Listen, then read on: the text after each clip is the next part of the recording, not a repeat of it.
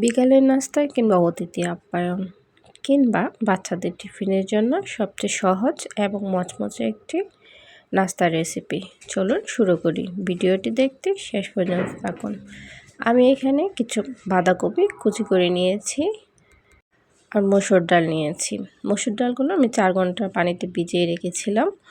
প্রথমে একটি বাটিতে আমি বাঁধাকপিগুলো নিয়ে নেব। বাঁধাকপিগুলো ভালো করে একটু মাখিয়ে নিব। যখন মাখানো হয়ে যাবে তখন দিয়ে দিব মসুরের ডালগুলো, দিয়ে আর কিছুক্ষণ মাখিয়ে নেব। সাথে দিয়ে দিব পেঁয়াজ কুচি এবং কিছু কাঁচামরিচ কুচি এবং কিছু আদা কুচি। আপনারা চাইলে আদা বাটাও দিতে পারেন, কিন্তু আমার কাছে আদা কুচি দিলে ভালো লাগে। তো যারা আমার চ্যানেলটি সাবস্ক্রাইব করেননি প্লিজ সাবস্ক্রাইব করে নিন।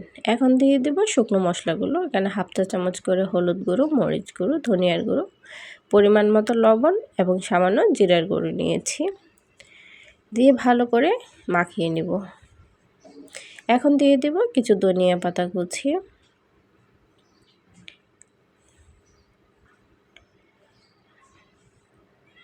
তাতে দিয়ে দিব চালের গুঁড়ো।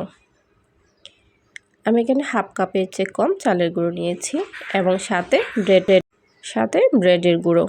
আমি ব্লেন্ডারে ব্রেডগুলো ভালো করে গুঁড়ো করে নিয়েছি। দিয়ে আর কিছুক্ষণ মাখিয়ে নেব। ভালো করে মাখানো হয়ে গেলে আমি দেখাচ্ছি যে পারফেক্ট হয়েছে কিনা। আমার মাখানো হয়ে গিয়েছে।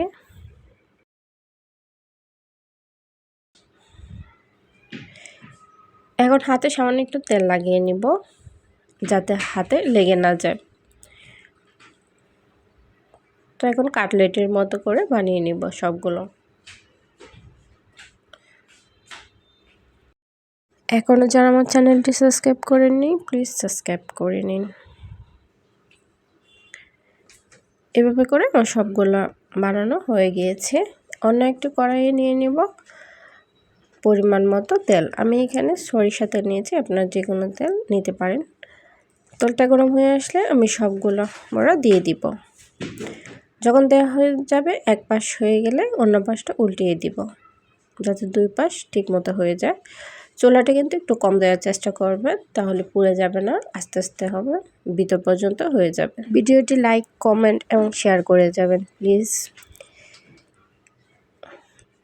এই নাস্তাটা দেখতে যেমন সুন্দর, খেতে কিন্তু তার চেয়ে অনেক মজা। তো আমার সবগুলো হয়ে গিয়েছে ভাজা। এখন আমি নামিয়ে নিচ্ছি একটু টিস্যুতে, যাতে অতিরিক্ত তেলটা শুষে যায়। তো রেসিপিটি কেমন হয়েছে অবশ্যই কমেন্ট করে জানাবেন। পাশে থাকার জন্য সবাইকে অসংখ্য ধন্যবাদ। আল্লাহ হাফেজ।